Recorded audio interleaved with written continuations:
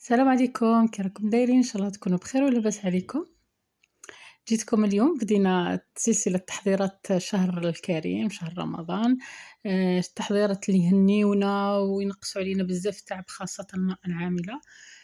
اليوم جبت لكم تحضيرات صدر الدجاج بتتبيلات مختلفة وأشكال وأنواع، معناتها كاين شحال من وصفة، عدة وصفات في هذا الفيديو، وكل وصفة تحتاج فيديو خاص لها وحدها. أنا كل شيء لمتها لكم درتها لكم في فيديو واحد. حاولت قدر المستطاع أني يكون الفيديو مختصر، هذا واش قدرت ندير.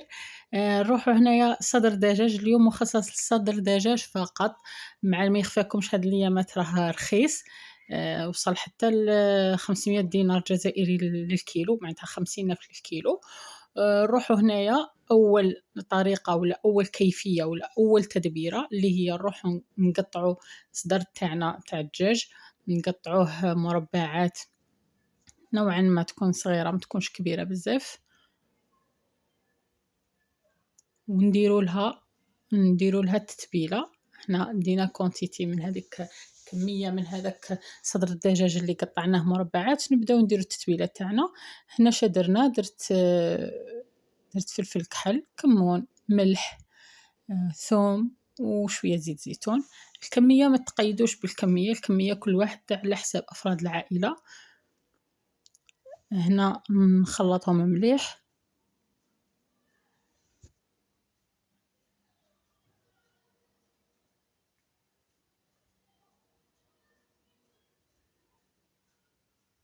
نروحو نجيبو كيس تجميد، معناتها لي ساشي دو كونجيلاسيون. هاد النوعيه مليحه بزاف، معناتها تقدروا تستعملوها حتى مره واحده اخرى، ماشي شرط ترموها من اول استعمال، ويتغلقوا ما يخلولكش الريحه في الكونجيلاتور تاعك. نروحو نجيبو هذاك الدجاج تاعنا اللي تبلناه، نديروه بطبقه مسطحه باش تسهل علينا، خطره اخرى كي نجبدوه يدي كونجلنا بالخف ما يشدناش. نروحو نعاودو نجيبو كميه واحده اخرى من صدر الدجاج اللي قطعناه مربعات بتتبيله اخرى ولا بطريقه اخرى. التتبيله هنايا واش درت ملح، فلفل كحل، زنجبيل، ثاني شويه كمون. هنا زدت فلفل احمر ولا فلفل عكري، وزدت كركم، وهنا زدت شويه زعتر مطحون.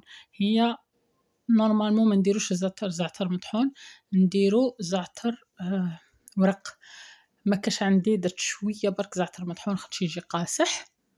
ونديرو زيت زيتون تاعنا، اللي ما عندهاش زيت زيتون ندير زيت العادي سونغو هذاك تاعنا تاع المائده، زيت المائده. ونروحو المكون اللي غادي يفرق في هذه التتبيله، اللي هي هذه فلفله خضراء مطحونه في الاشوار، وعصرتها مليح من الماء تاعها ودرتها في هذه التتبيله. هذه التتبيله رائعه. شوف غادي تفرق هذيك الفلفلات، تفرق لكم في التتبيله. وكما راكم تشوفوا الوصفه الاولى والوصفه الثانيه ماشي كيف كيف، معناتها هذا لا فيديو غادي تصيبوش بزاف وصفات بزاف افكار في فيديو وحده، تقدروا كل وحده ديروها على حده.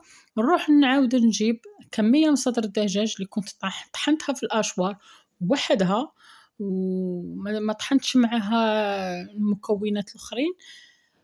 مش عارفه علاه ما طحنتش معها المكونات الاخرين، علاه كنت حاسبه روحي نخلي صدر الدجاج بدون اضافات، ذاك علاه ما طحنتهش مع التوابل وكاع.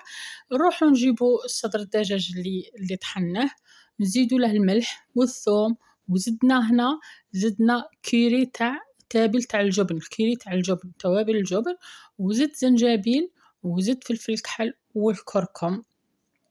هنا راكم تشوفوا تتبيلة أخرى وبطريقة أخرى مختلفة عن التتبيلات السابقين. فلفل عكري، وهنا زدنا المعدنوس. المعدنوس تكوني قطعته رقيق، ولا اذا ما كنتيش كل شيء تقدري هذه الطريقه قاعد ديريها في الاشوار، كل شيء في الاشوار مع صدر الدجاج من قبل، وكل شيء تطحنيه مع بعض باش تتفادى إنه يبقاو لك العيدان هادوك تاع المعدنوس. كاين اللي ما يبغوش حتى ولو إنه كيطيب كلشي يذوب ما يبقى حتى حاجة، بصح تضمني باش تتخلط لك المكونات يتخلطوا مليح. نروحو نجيبو لي ساشي تاعنا كالعادة، نديرو فيها كمية من هذاك من صدر الدجاج اللي طحناه ودرنا له التتبيله تاعنا، ونغلقوها ونديروها بالطريقه هذه. ما نطيقوش نديروها كويره كبيره خاطش تصعب علينا ديكونجلاسيون بعدين باش ديكونجلا ما ديكونجلاناش مليح وطول باش ديكونجلا. كي نخلوها هكا رقيقه ليه غير تجبديها يا ربي عندك 20 دقيقه دوري عليها تصيبيها ديكونجلات. نعاودو ندو كميه من هذاك صدر الدجاج اللي طحناه، نديروه دي بولات.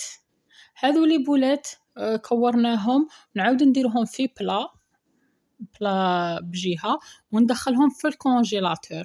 ندخلهم في الكونجيلاتور يدو تجميدة هكا يشدو رواحهم باش نقدروا نديروهم في لابواط وما يتعجنوناش وما يلصقوش يولوا لنا عجينه وحده ويغبنونا خطره اخرى نعاودوا نزيدوا. وكان نديروهم كما كانوا طريين وديرهم يتكونجلاو تعاودي مره واحده اخرى كي تجبديهم غادي تعاودي تفاصونيهم من جديد خاطر غادي يشكلوا لك عجينه وحده ما يقعدوش مكورين كيما هما. هنا رحنا لطريقة واحدة أخرى اللي هي أصابع الدجاج بالجبن. أصابع الدجاج بالجبن، هنا قبضنا الدجاج تاعنا درنا فيه الجبن تاع جبن الطاري هذاك بريزيدون ولا لافاش كيري ولا الشاف ولا مهم أي جبن عندك متوفر. نديرو كما راكم تشوفوا على شكل أصابع ونروحوا من بعدها نرمدوهم في البيض وفي لاشابلور. هذه سهلة مهلة. اش قلت لكم هاد الوصفات ولا هاد التدابير نقصوا عليك بزاف تعب خاصة المرة اللي تكون خدامة ونخدموا رمضان. هاد المرة يجي كما تاع التعليم وقاع يجيهم رمضان في وسط الخدمة معناتها تكوني خدامة. هذاك علاه تنقصي على روحك تعب. صح هو تعب تاع يومين ونهار ولا يومين بصح ينقص عليك تعب كبير مدة شهر كامل. هنا عندنا هاد الطريقة تاع شيش كباب حتى الشوا وما نسيتكمش فيه.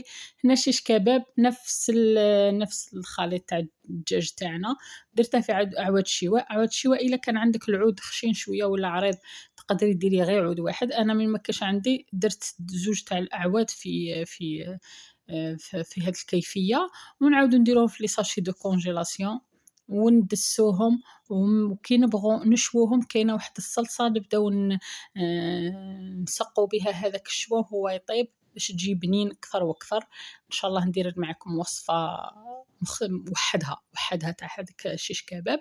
هنا نروحوا عندنا شرائح صدر الدجاج قطعتها رقيق كما راكم تشوفوا. هنايا هذا الكونتيتي درتها سامبل فلفل كحل وملح فقط.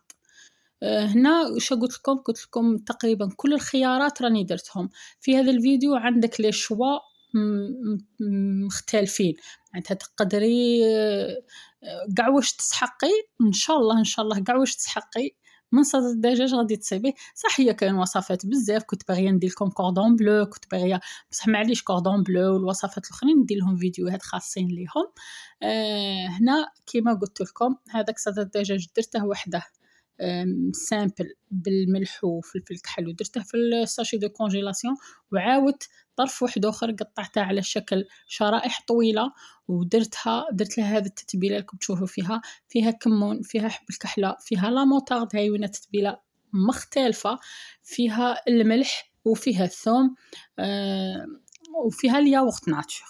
هاي وين قلت لكم تقريبا كل حتى التتبيله ما تشبه الاخرى. نخلطهم ونديرهم في لي ساشي واللي بقى كونتيتي درتها في لي ساشي هكذاك. وكاينه كونتيتي واحده اخرى رمتها باش نقليها باش خطره اخرى تجبدي من الكونجيلاتور وروحي قلي تكوني موجده لاصوص تاعك ولا موجده لا بيوري ولا موجده حريره تقريبا مهم اي حاجه نشوفها بلي تنقص عليك التعب ولا تنقص عليا التعب وماشي شرط غير في رمضان حتى في العام كامل. ونقولها ونعاودها، خاصة المرأة اللي تربي، اللي عندها دراري وتربي واللي خدامة. هذا الفيديو غادي ينفعك إن شاء الله، وغادي تستفادوا منه بزاف بزاف.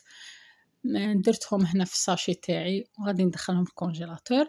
هذا هما الوصفات تاعنا تاع اليوم، ان شاء الله يكونوا عجبوكم، ولا افكار، ما نبغيش نقول لهم وصفات بزاف خاطش يروحوا للتدابير وافكار اكثر. ان شاء الله يعجبوكم، وان شاء الله ديروهم وتغتنموا الفرصه تاع الدجاج هذه الايامات، راه رخيص وراه في المتناول. هنا تقريبا راني درت لكم بزاف، ما حسبتهمش شحال بصح درت لكم بزاف وصفات. ما تنسونيش بالدعم وباللايكات، اللي ماهيش مشتركه معايا نقول لكم دعموني بالاشتراكات، ونوضوا معايا شويه، وقفوا معايا في هذه القناه، راني غير ندمر فيها ما بغاتش تطلع. المهم بقوا على خير في وصفه اخرى.